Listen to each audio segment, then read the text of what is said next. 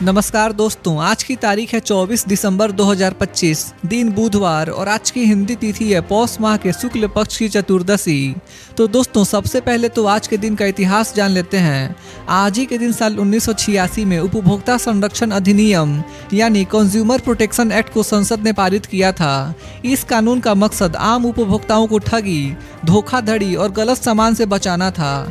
इसी ऐतिहासिक फैसले की याद में हर साल 24 दिसंबर को राष्ट्रीय उपभोक्ता दिवस यानी नेशनल कंज्यूमर डे मनाया जाता है, ताकि लोगों को अपने कंज्यूमर राइट्स के बारे में जागरूक किया जा सके। अब चलते हैं साल 1921 की ओर। आज ही के दिन महान कवि, लेखक और नोबेल पुरस्कार विजेता रविंद्रनाथ टैगोर ने विश्व भारती विश्वविद्यालय की स्थापना की थी।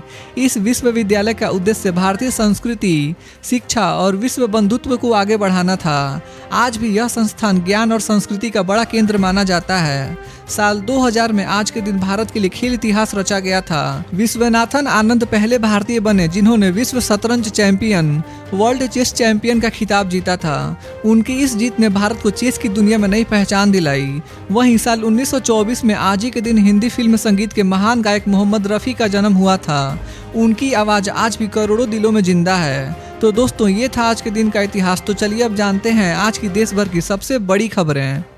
प्रधानमंत्री नरेंद्र मोदी ने नई दिल्ली स्थित 7 लोक कल्याण मार्ग पर भारत के star javelin thrower Neeraj Chopra और उनकी पत्नी हिमानी मोर से मुलाकात की। यह मुलाकात खेल और युवा प्रतिभाओं को लेकर हुई है। पीएम मोदी ने नीरज चोपड़ा की मेहनत, अनुशासन और अंतर्राष्ट्रीय स्तर पर भारत का नाम रोशन करने के लिए सराहना की है। उन्होंने कहा कि नीरज जैसे खिलाड़ी देश के युवाओं के लिए इंस्पिरेशन हैं। बातचीत के दौरान स्पोर्ट्स इंफ्रास्ट्रक्चर, ट्रेनिंग सिस्टम और फ्यूचर एथलीट्स को सपोर्ट देने जैसे विषयों पर भी चर्चा हुई है। सरकार खेलों को बढ़ावा देने के लिए लगातार काम कर रही है। प्रधानमंत्री नरेंद्र मोदी ने Bharat New Zealand free trade agreement यानी एफटीए को ऐतिहासिक बताया है। पीएम मोदी ने कहा कि यह समझौता भारत के ग्लोबल ट्रेड को मजबूत करेगा। उन्होंने खास तौर पर बताया कि यह भारत का पहला वीमेन लेड एफटीए है, जिसमें बातचीत करने वाली टीम में बड़ी संख्या में महिलाएं शामिल थीं। पीएम मोदी ने कहा कि इस समझौते से एमएसएमई सेक्टर, किसान, युवा और महिलाओं को नए अवसर मिलेंगे।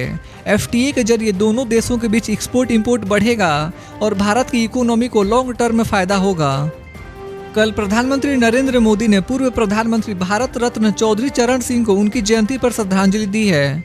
पीएम मोदी ने सोशल मीडिया के जरिए कहा कि चौधरी चरण सिंह ने अपना पूरा जीवन किसानों के अधिकार, सम्मान और आय बढ़ाने के लिए समर्पित किया। उन्होंने कहा कि चौधरी चरण सिंह का मानना था कि जब तक किसान मजबूत नहीं होगा, देश आगे नहीं बढ़ सकता। उनकी जयंती को पूरे देश में राष्ट्रीय किसान दिवस के रूप में मनाया गया। पीएम मोदी ने किसानों के योगदान को भारत की प्रगति का रीढ़ बताया है। प्रधानमंत्री नरेंद्र मोदी ने केंद्रीय वाणिज्य मंत्री पीयूष गोयल का एक लेख साझा किया। इस लेख में भारत न्यूजीलैंड एफटीए की अहमियत बताई गई है।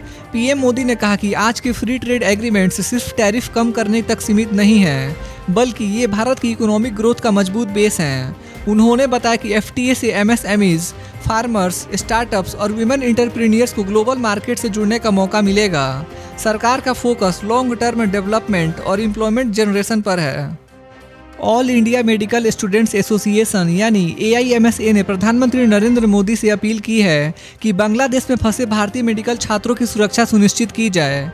AIMSA ने कहा कि वहां के हालात को लेकर छात्रों और उनके परिवारों में चिंता बढ़ रही है। संगठन ने केंद्र सरकार से अर्जेंट इंटरवेंशन की मांग की है। AIMSA का कहना है कि भारतीय छात्रों की सेफ्टी, कम्युनिकेशन सपोर्ट और जरूरत पड़ने पर इवैक्यूएशन प्लान तैयार होना चाहिए। इस मुद्दे पर सरकार से तुरंत कदम उठाने की उम्मीद जताई गई है। जम्मू कश्मीर स्टूडेंट्स एसोसिएशन ने प्रधानमंत्री नरेंद्र मोदी को पत्र लिखकर बांग्लादेश में पढ़ रहे भारतीय मेडिकल छात्रों की सुरक्षा को लेकर चिंता जताई है। भेजे गए इस पत्र में संगठन ने कहा कि वहां हालात अनस्टेबल हैं और छात्रों की सुरक्षा प्राथमिकता होनी चाहिए। एसोसिएशन ने केंद्र सरकार से डिप्लोमेटिक लेवल पर हस्तक्षेप करने की मांग की है। छात्रों और उनके पेरेंट्स लगातार मदद की मांग कर रहे हैं। संगठन ने उम्मीद जताई है कि पीएम मोदी के नेतृत्व में सरकार इस मामले में जल्दी और ठोस कदम उठाएगी। कांग्रेस पार्टी ने प्रधानमंत्री नरेंद्र मोदी सरकार द्वारा लगाए गए विकसित भारत गारंटी फॉर रोजगार एंड आजीविका मिशन ग्रामीण एक्ट 2025 पर सवाल उठाए हैं। कांग्रेस नेताओं ने कहा कि यह कानून मनरेगा की जगह लेने की कोशिश है। विपक्ष का आरोप है कि नाम और स्ट्रक्चर बदलने से ग्रामीण रोजगार व्यवस्था कमजोर हो सकती है। कांग्रेस ने कहा कि इससे गरीब और ग्रामीण मजदूरों के अधिकार प्रभावित होंगे। वहीं सरकार का कहना है कि यह कानून रोजगार को और ज्यादा इफेक्टिव बनाएगा। उत्तर प्रदेश में चल रही सीवियर कोल्ड वेव के बीच मुख्यमंत्री योगी आदित्यनाथ ने जनता से शांति और संवेदनशीलता बनाए रखने की अपील की है। उन्होंने सोशल मीडिया पर कहा कि राज्य सरकार ने रैन बसेरे, अलाव, कंबल, हीटर और पीने के पानी की पूरी व्यवस्था की है। नगर निगम और जिला प्रशासन को निर्देश दिए गए हैं कि कोई भी जरूरतमंद खुले में न सोए। सीएम योगी ने कहा कि बुजुर्ग, बच्चे और गरीब सबसे ज्यादा प्रभावित होते हैं, इसलिए समाज के हर व्यक्ति को आगे आकर मदद करनी चाहिए। सरकार हर जिले में हालात पर लगातार नजर रख रही है। किसान दिवस के मौके पर मुख्यमंत्री योगी आदित्यनाथ ने किसानों को बड़ी राहत दी है। उन्होंने घोषणा की कि उत्तर प्रदेश के स्मॉल और मार्जिनल फार्मर्स को अब कृषि लोन सिर्फ 6% ब्याज दर पर मिलेगा। इसका मकसद खेती की लागत कम करना और किसानों की आय बढ़ाना है। सरकार का कहना है कि सस्ते लोन से किसान बीज, खाद और आधुनिक फार्मिंग टूल्स आसानी से खरीद सकेंगे। इस कदम से लाखों किसानों को सीधा फायदा मिलेगा। किसान संगठनों ने इस कदम को खेती को मजबूत करने वाला और समय पर लिया गया निर्णय बताया है। पश्चिम बंगाल के निलंबित टीएमसी विधायक हुमायूं कबीर ने अपनी नई राजनीतिक पार्टी जनता उन्नयन पार्टी लॉन्च की है। साथ ही उन्होंने पार्टी के 8 उम्मीदवारों के नाम भी घोषित कर दिए हैं। कबीर ने साफ कहा है कि उनकी पार्टी 2026 के विधानसभा चुनाव में टीएमसी और बीजेपी दोनों के खिलाफ लड़ेगी। उनका लक्ष्य मुख्यमंत्री ममता बनर्जी को सत्ता से हटाना है। जनता उन्नयन पार्टी खुद को आम जनता की आवाज बताती है। हालांकि टीएमसी ने इसे वोट काटने की स्ट्रेटजी बताया है, जबकि बीजेपी ने इस नई पार्टी को ज्यादा महत्व नहीं दिया है।